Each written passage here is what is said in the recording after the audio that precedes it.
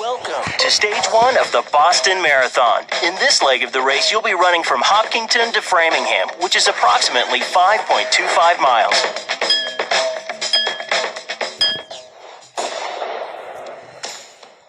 The gun has gone off, and you're now running in the most storied marathon of them all, the Boston Marathon. Hopefully you're good and warmed up. The scene at the starting line can be a bit chaotic, but luckily you've got a police escort to lead the way.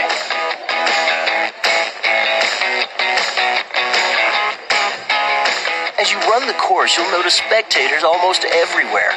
Many of them have brought signs to cheer you on. Don't get too distracted, but some of the signs make for a pretty good read.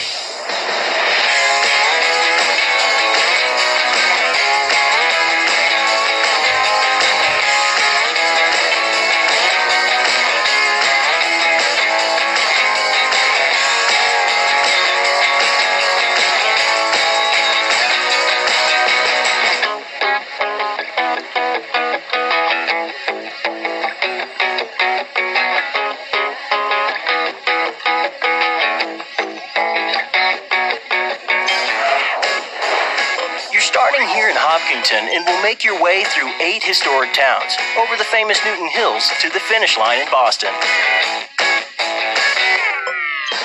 Great cadence you have there. Ready? Let's do this. Hope you like your picture taken. Seems like every spectator has a camera.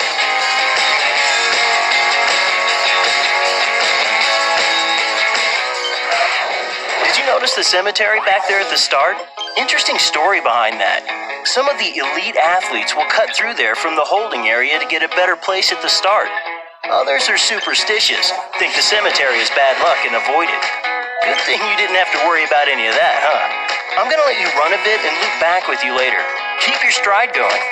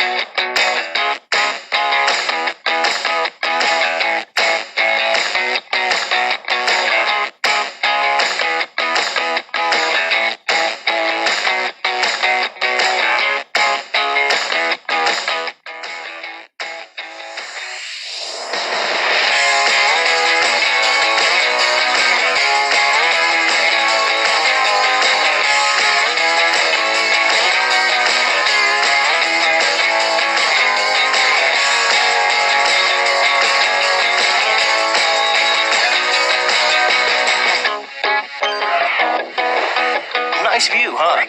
Like the marathon, Hopkinton is steeped in history. In the early 1700s, Harvard University received an endowment from Governor Edward Hopkins of Connecticut. They used it to purchase land and lease it to tenant farmers. The area was called Hopkinstown and was incorporated in 1715.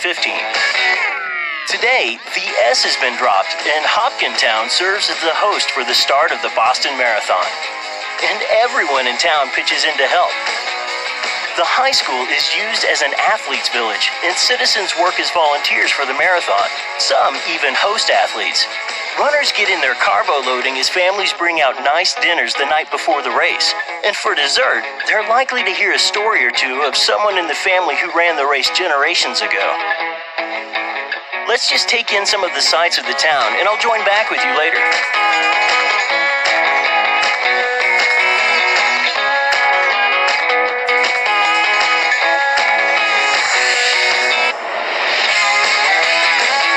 Whoa, looks like we need to watch out for tractors in this section.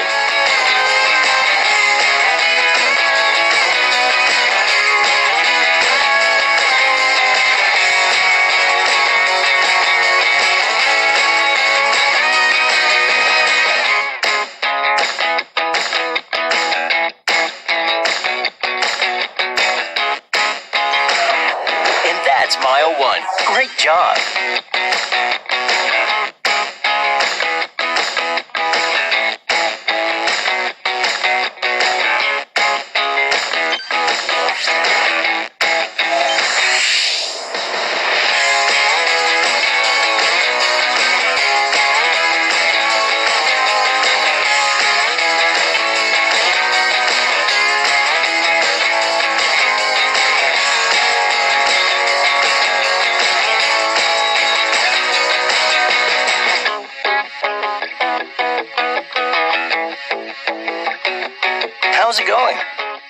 probably noticed you've been running downhill a bit. That's because from the start of the course to Ashland, you'll drop 165 feet and then another 120 feet from Ashland to Framingham. So maybe we should talk a bit about downhill technique. A lot of runners in the marathon make a key mistake. They hit it too fast early on and burn themselves out for the later stages. Do yourself a favor, take it slow, keep it at a good even pace, and remember a few things. First, don't overstride. It'll put more impact on your heel. Keep your steps short and compact. Second, keep your pelvis up and lean slightly forward. There you go. Finally, keep your chin down. All this will make running downhill easier and put less wear and tear on your body. Keep these little things in mind while you're running for a bit. They'll make a big difference in the end.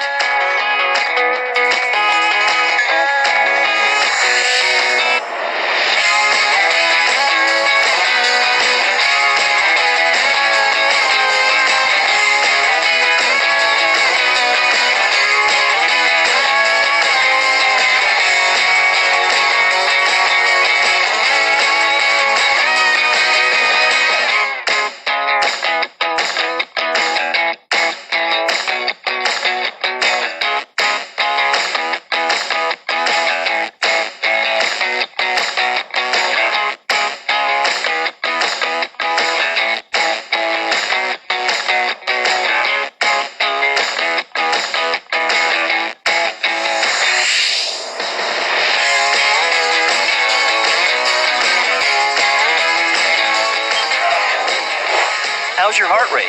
May want to check that and adjust accordingly. You all good? If not, slow down the pace a bit.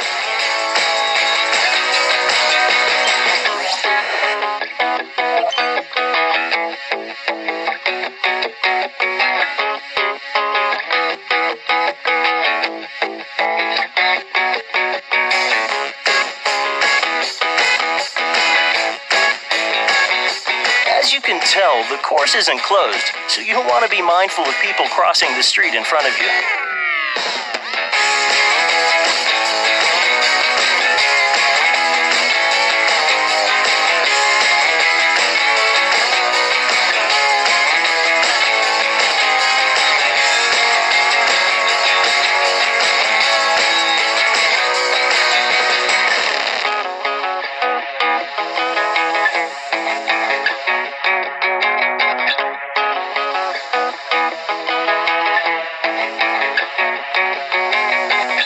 I should have pointed it out back there, but you were moving a bit too fast. Remember that statue you passed? That was the Kirakitas statue. There's a pretty amazing story behind that one. The statue, unveiled in 2006, honored Stylianos Kirakitas, the winner of the 50th Boston Marathon. Kirakitas narrowly escaped execution during the Nazi occupation of Greece. When he came to Boston in 1946 with the help of Greek-American benefactors, he hadn't run in nearly 6 years. He was emaciated from the lack of food in Greece and was told at one point by doctors in Boston he couldn't run in the marathon. They were afraid he'd die in the streets. But Kirakitas didn't let that stop him. He had something else feeding his soul: the drive to aid his war and famine-ravaged homeland in Greece. He trained hard and put in a timeless performance where he surged at the end to defeat the defending champion and set the best time in the world for 1946. Back home, nearly 1 million people greeted Kirakitas on his return to Athens, and he had a surprise for them as well. Boatloads of food, medicine, clothing, and other essentials donated by Americans who read of his victory. Sounds like someone got to have that feeling of victory twice. Awesome job, that's 2 miles down.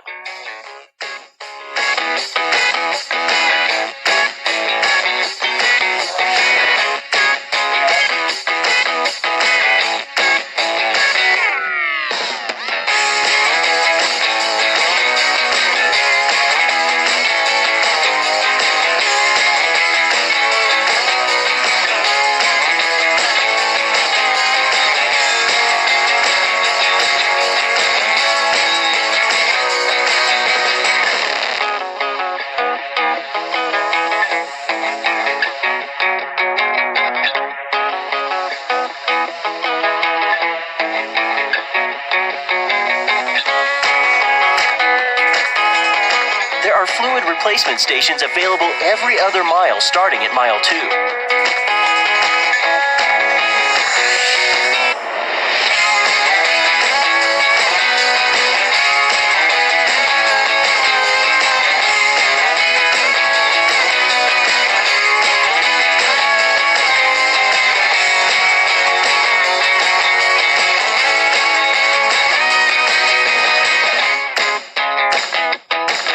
Preparing for a long stretch, but first, you're looking a little thirsty there.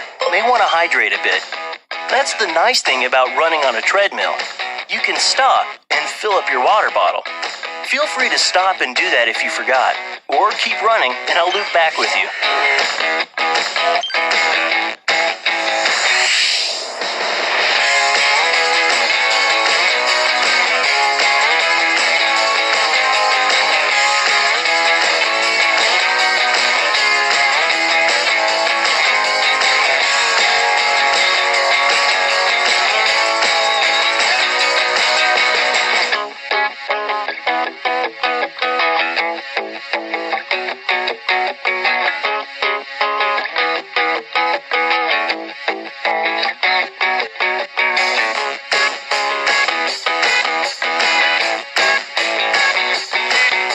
All the men and women in uniform? The National Guard helps out with crowd control. Guardsmen don't often get to interact with the public in uniform, and they see events like the Boston Marathon as a good opportunity to interact with the public.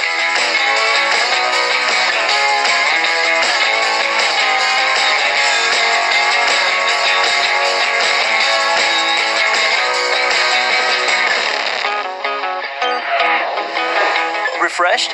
Good. You know, there are a couple of other ways running on the Boston Marathon treadmill can be better than the real thing. It gives you a nice controlled surface to run on. When you're heading through the streets of Boston, you can hit icy patches. And if you've ever run over one of those, as you know, not good. But this treadmill also helps with impact absorption, so your knees will be thanking you later. For now, watch the high-def monitor and stay focused on your stride.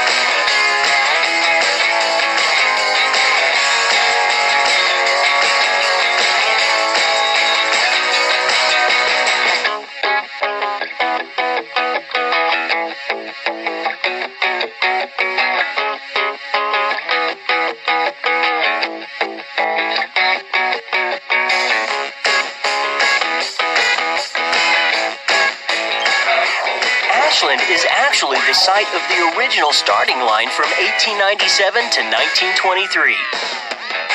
15 runners started the first Boston Marathon. 10 of them finished the 24.5-mile trek from Metcalf's Mill in Ashland to the finish line at the Oval on Irvington Street in downtown Boston. Later in 1924, the Boston Athletic Association moved the start to Hopkinton to conform to the Olympic standard of 26 miles, 385 yards.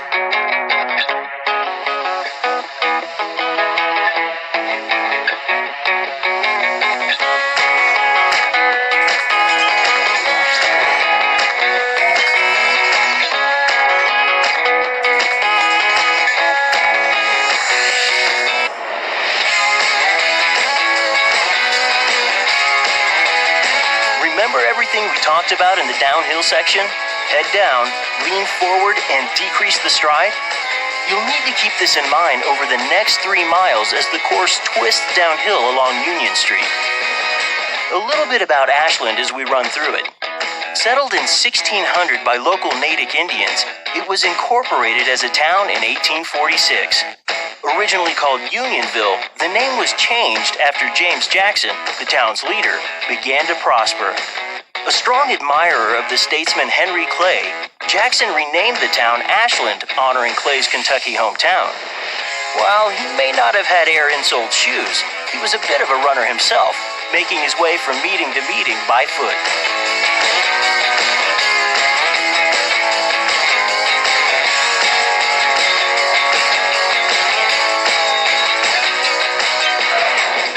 See that?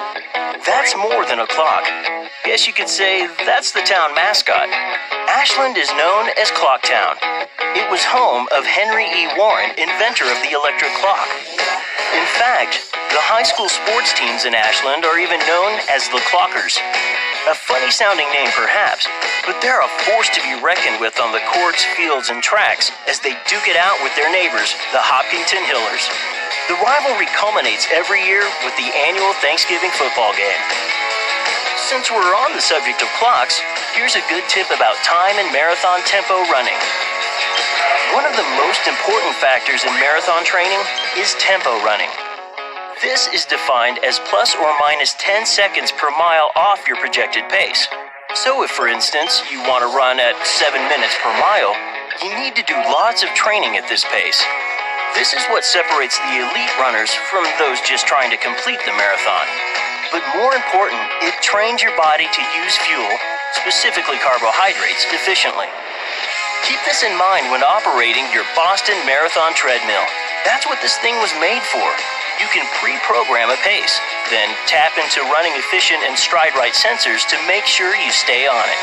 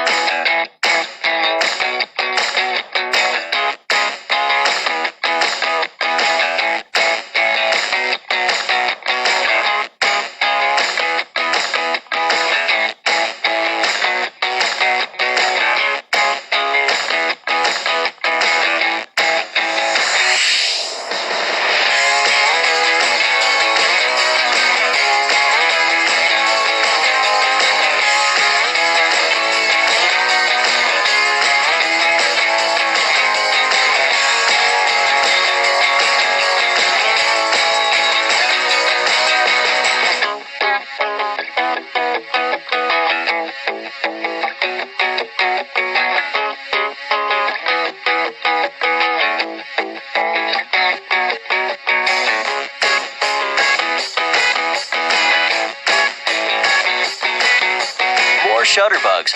Official photographers of the Boston Marathon and representatives will take photos along the course and finish. Proofs will be mailed to all participants shortly after the race, or you can order photos online. Pretty cool, huh?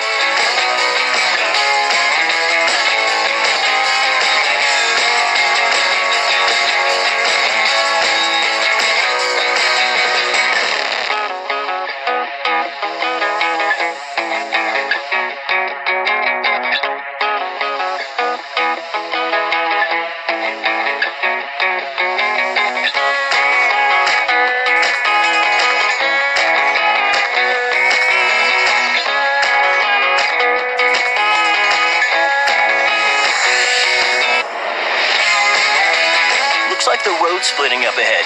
Let's stay to the left.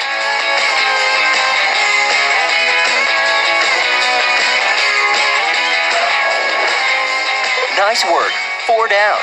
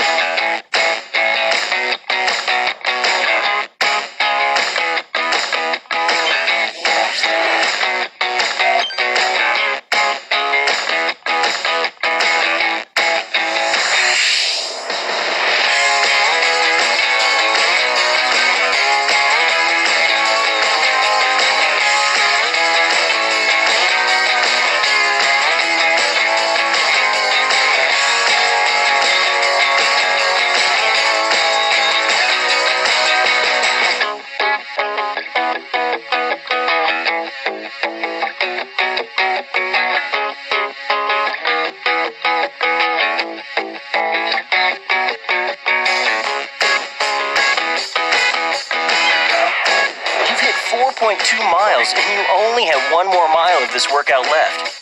A slight uphill section is all that faces you, and then it's downhill all the way to the finish line.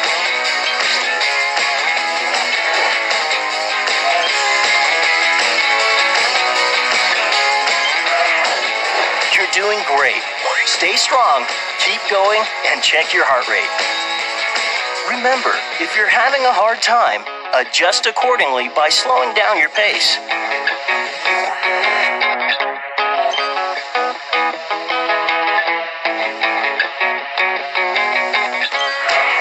With less than a mile to go, you've come a long way.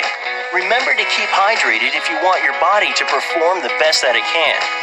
Dehydration forces your heart to beat faster, lowering your ability to run strong.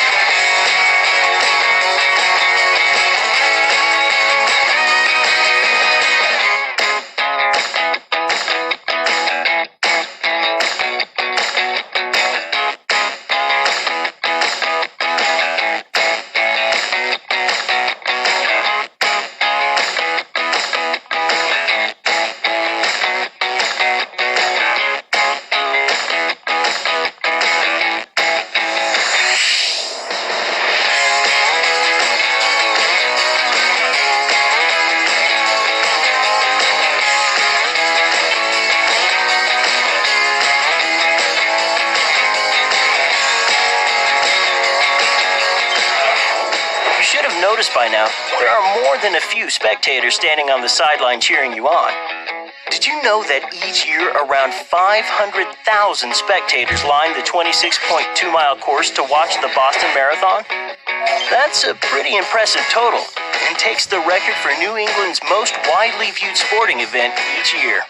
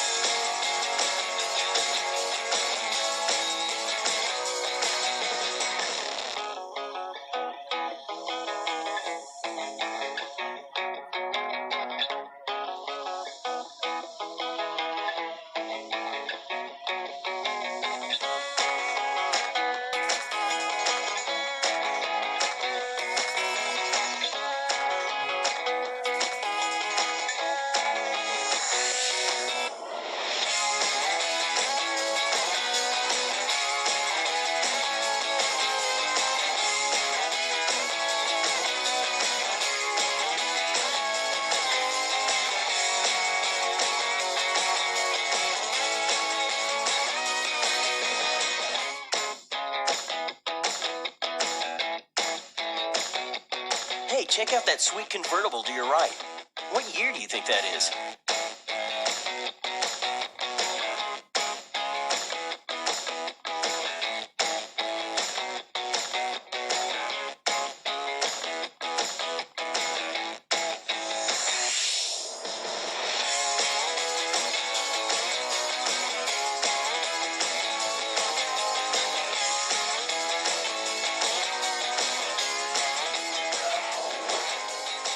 And that makes 5.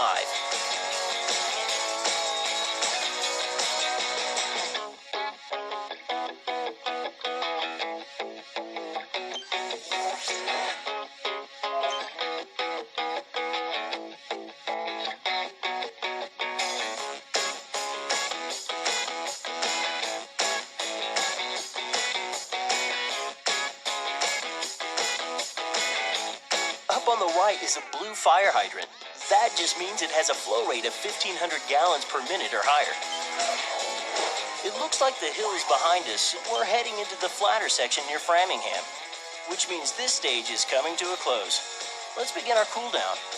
While we're at it, let me tell you about a great story that happened here with Ellison Tarzan Brown in the 1936 marathon. It turns out Brown was running so fast he actually beat the press vehicles and riders to the first checkpoint in Framingham.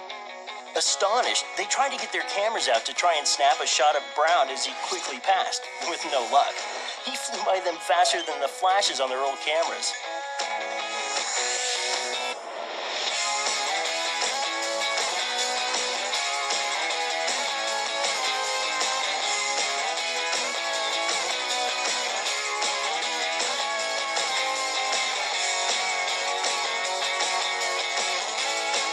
You're doing great. Keep your breathing slow, bring your pace down, and soon you'll be easing into a complete stop. Congratulations! You've just finished the Hopkinton to Framingham section, and you made good time. Remember to get some fluids in you, and we'll see you at the next stage.